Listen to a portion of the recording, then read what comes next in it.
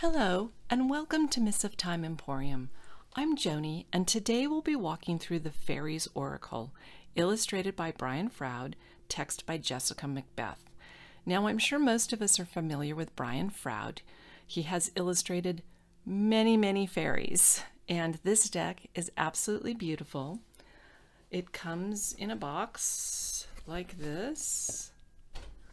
The box is not very impressive. It really doesn't hold the cards very well, but everyone is in love with this book that comes with the deck. It's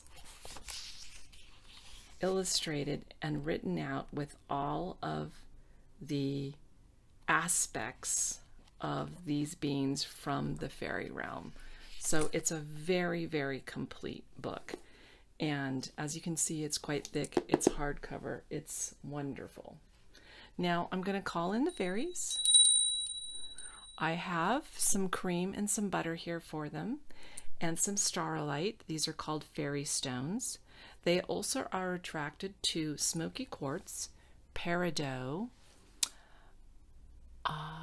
That's all I can remember off the top of my head. I know the oprenite. I knew there was another one that I like in particular.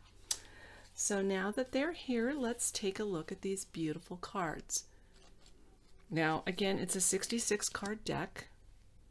So there's ample fairies and creatures of these earth realms. Now that's why I like starlight, because it is a root chakra stone, but it is also a third eye stone, so that you can communicate with these beings of these realms.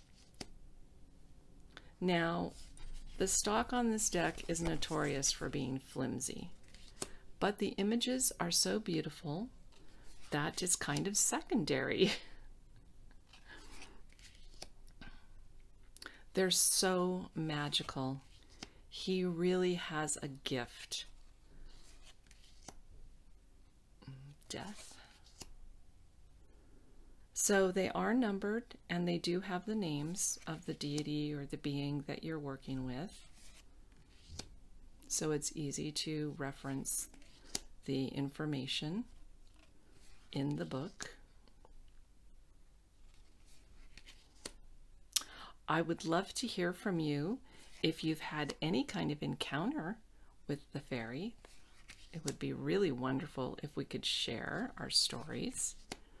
I myself have had one contact that I'm very sure was with fairy. I actually saw the fairy. I woke up one night and it was laying down, staring me in the face, and quickly popped off afterwards. Now we do know, I used to live in a cabin in the woods, in the mountains, and the fairies would misplace something, and it would show up maybe a decade or two later. So they did play with us.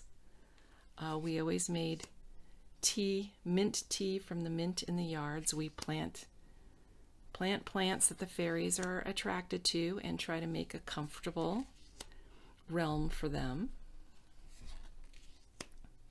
So again, just the light that he's captured in this deck is magnificent. There is another version of this deck. It's out of print. I believe it's called the blue version. It's very expensive, and as you can imagine, very hard to get a hold of. But I think one day the fairy will make sure that I get my copy. This deck is Ashley's.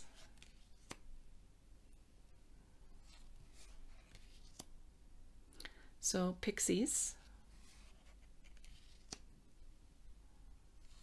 There's gnomes, friends of the fairies, dreamweavers.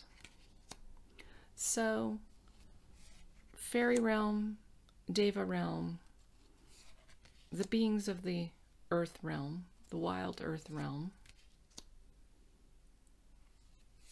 And I was raised on fairies.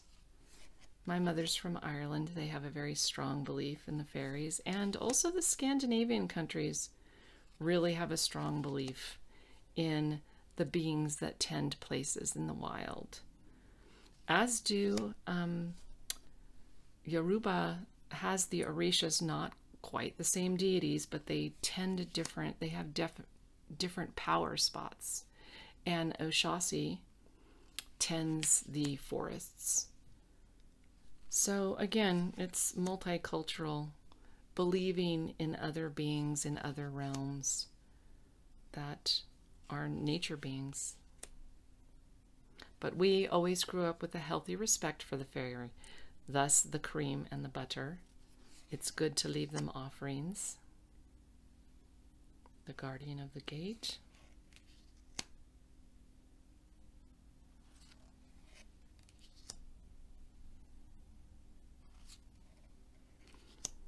And we end with the fairy godmother. Isn't she gorgeous?